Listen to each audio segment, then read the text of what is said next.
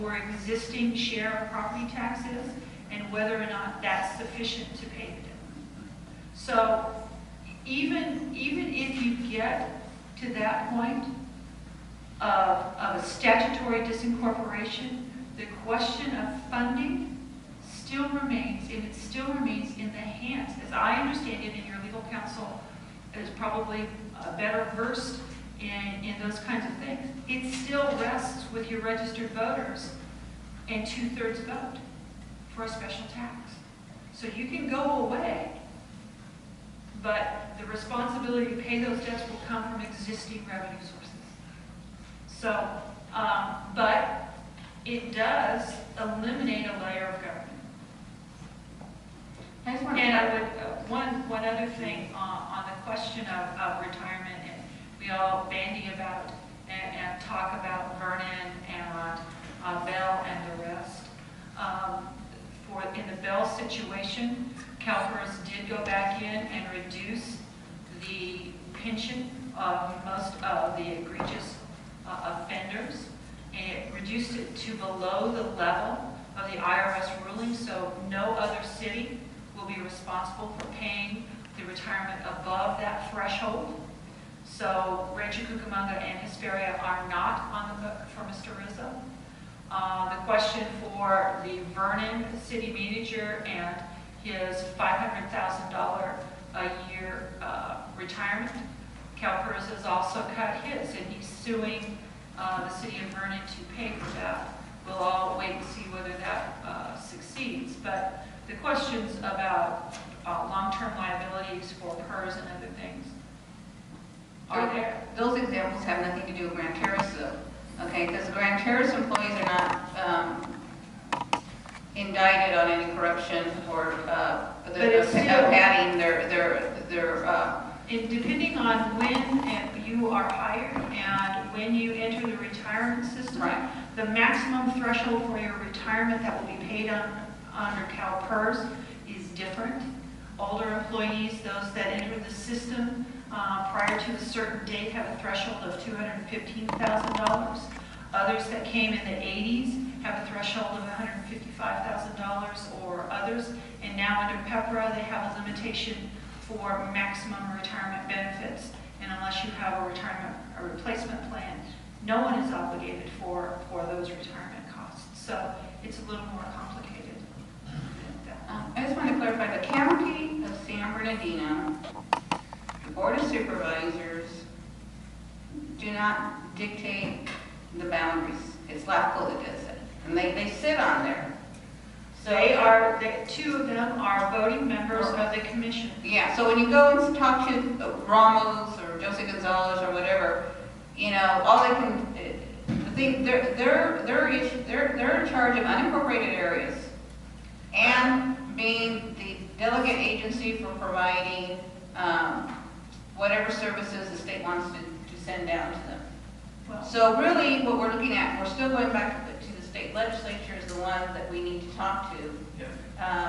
And I still think we still have a gap, and because we're, as far as what, oh, well, this has happened in other cities. No, it hasn't. We've had Vallejo, San Bernardino, and Stockton in this state that have gone through bankruptcy, and there's still a lot of issues that are unresolved. And those bankruptcies were over contracts that have federal bankruptcy court has the ability to modify. Mm-hmm. As I understand it, that is not your issue at all. So bankruptcy offers the city of Grand Terrace no resource. So that's, again, so that feeds into that we're a special case that doesn't fit in things. And we're not a charter city, we're a general law city. So we're under the direct statutory oversight of the state. So, you know, whatever this, so again, it's the same with the redevelopment agencies. How could they get rid of them? Because the state created them and the state can get rid of them. So the same with our cities. I was told that our city would become an experiment in government by which government entities in the state would learn from. That's what I was told. How not to do it. How not to create it. If we get to the place where our services become that low, Grand Terrace will become the precedent. It will set precedents on how to deal with these types of situations because we're unique in nature. San Bernardino, if the bankruptcy had not have been approved, they would have been the first city to see or go through what we're about to go through if we don't have new revenues. The idea that a city of 201,000 people would go through the LAFCO incorporation process, if in fact it was unable to make payments in bankruptcy, was not an option. I have advised many people it would never have come to LAFCO. It would have gone straight to the state legislature, much as the Vernon bills envisioned, so that there was a semblance, because they also are regional service providers. They have a wastewater treatment plant that serves the city of Loma Linda, the city of Highland. It has a contract for some services through Colton. All of that would need to be addressed, as well as dismantling their charter.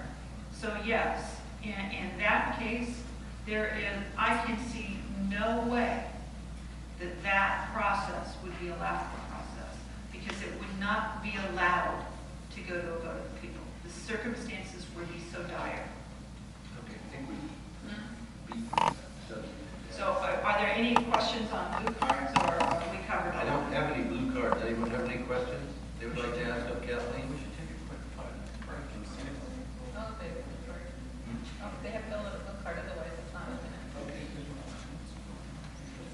Kathleen, thank you very much for coming and again sharing this with us. And again, This on that alternative that note, we don't really want to consider.